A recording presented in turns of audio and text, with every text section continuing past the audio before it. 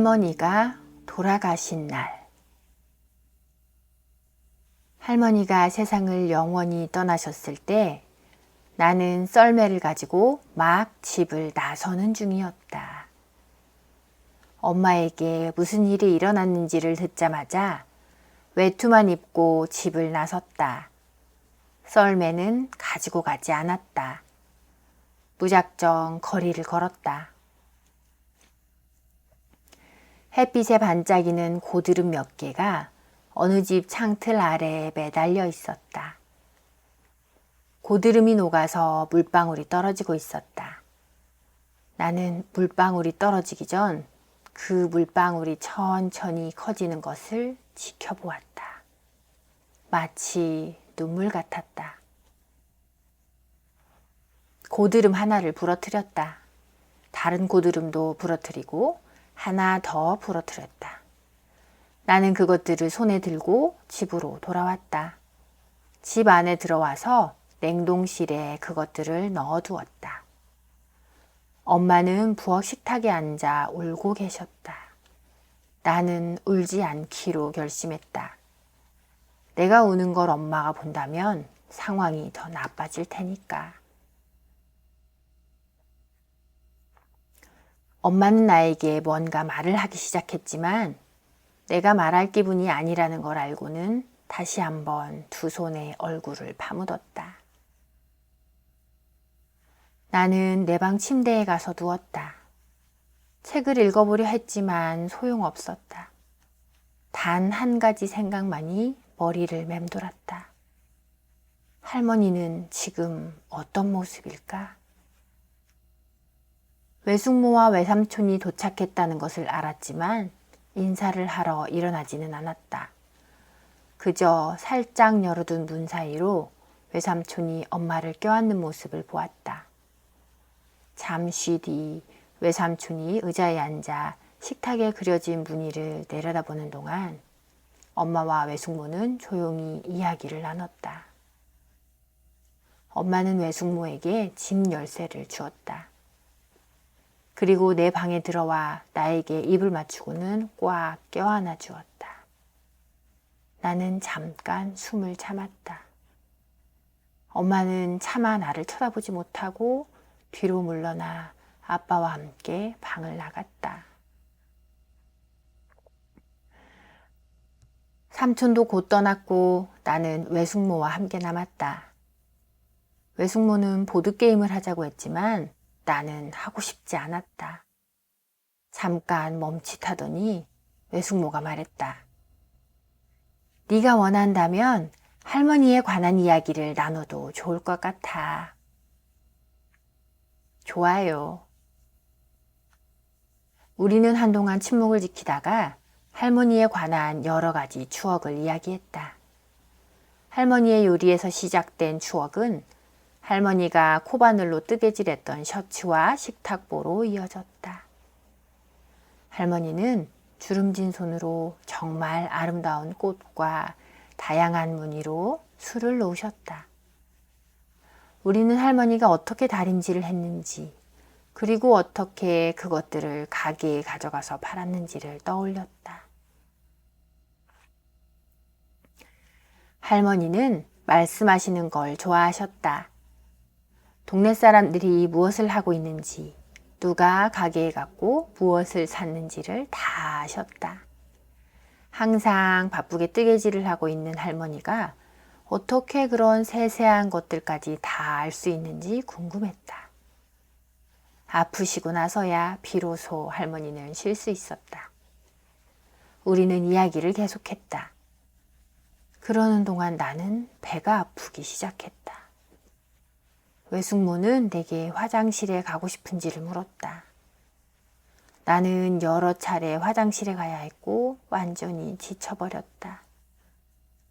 외숙모는 내가 가장 좋아하는 토마토와 치즈를 얹은 토스트를 만들어 주셨다. 좀 먹고 마셨더니 졸렸다.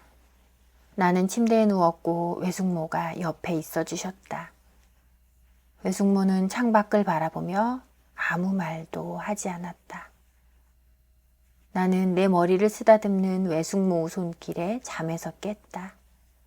일어나서 잠옷으로 갈아입을 시간이었다. 아까와 달리 일어났을 때 기분이 좀 나아졌다.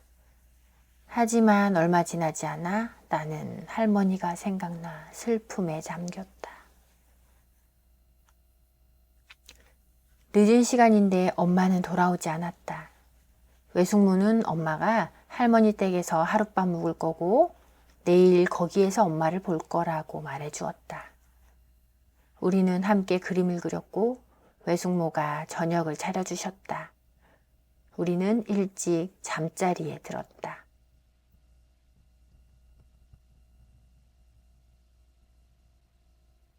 외숙모는 접이식 침대를 꺼내 내 침대 곁에 놓고는 자는 동안 내 손을 잡아주었다. 나는 잠을 잘 못 잤다. 목이 말라 몇 번을 깼다. 그때마다 외숙모가 물을 가져다 주고 내 등을 쓰다듬어 주셔서 다시 잠들 수 있었다. 아침이 되었는데도 나는 침대에서 일어나기가 싫었다. 아직 배가 아팠다. 외숙모가 나가기 전에 장미 열매차를 끓여주겠다고 해서 나는 정확히 설탕 3덩어리를 넣어달라고 부탁했다. 나는 외숙모가 엄마와 통화하는 것을 들었다. 내가 가야 할지에 대해 이야기 나누는 것이었다. 부엌으로 달려가 할머니를 마지막으로 꼭 보고 싶다고 말했다. 외숙모는 수화기를 내려놓고 고개를 끄덕이셨다. 할머니 댁 앞에는 사람들이 많이 있었다. 할머니의 친구들과 친척들이었다. 그리고 그 사람들은 모두 내 머리를 쓰다듬고 싶어 했다. 나는 짜증이 나서 사람들이 빨리 가길 바랐다. 안에 들어서자 아빠가 먼저 보였다. 아빠는 내 이마에 입을 맞추셨다. 바로 그때 전화벨이 울렸고 아빠는 전화를 받기 위해 일어났다. 우리는 할머니 방으로 갔다. 그 어떤 것도 더 이상 똑같지 않았다. 낯선 사람들이 신발을 벗지 않고 오가고 있었다. 복도의 거실장은 치워졌고 옷걸이에는 코트가 잔뜩 걸려 있었다. 무엇보다 촛농 냄새가 여기저기서 났다. 나는 할머니가 안치되어 있는 가운데 방으로 들어갔다. 약간 야위어 보였지만 할머니는 깊이 잠든 것처럼 차분한 표정이었다. 언제 오셨는지 엄마가 내 손을 잡았다. 우리는 할머니에게 더 가까이 갔다. 엄마는 할머니가 어떻게 천국으로 돌아가셨는지를 이야기하기 시작했다. 나는 하나도 이해할 수 없었다. 천국에서 오신 게 아니라면 어떻게 돌아갈 수 있을까?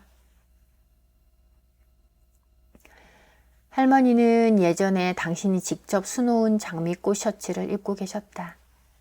나는 셔츠의 장미꽃에 손을 얹었다. 무척 차가웠다. 전에는 이렇게 차가운 적이 없었다. 할머니의 얼굴을 들여다보았다. 할머니는 당신이 어디로 가는지 모를 리가 없었다. 할머니는 항상 모든 걸 알고 있었으니까. 정말 이제 나는 엉엉 울 수밖에 없었다. 엄마가 날 보고 있더라도 상관없었다. 엄마는 어제처럼 나를 꽉 끌어안아 주었다. 얼마 지나지 않아 외숙모가 나를 데리러 왔다. 다행이었다. 더 이상 거기에서 있을 수 없었기 때문이다. 날씨가 점점 따뜻해져서 외숙모와 나는 집까지 걸어가기로 했다. 우리는 학교에 대해 그리고 내가 다음 날 다시 올지에 대해 이야기했다. 외숙모는 나에게 너무 많은 질문을 하지 않고 딱 내가 말하고 싶은 만큼만 말하게 했다. 모든 일이 끝나서 이제 기분이 좋아졌다. 잘 버텨낸 나에게 칭찬을 해주고 싶다는 생각이 들었다. 배도 더 이상 아프지 않았다. 집에 돌아오자마자 나는 냉장고에서 고드름을 꺼냈다.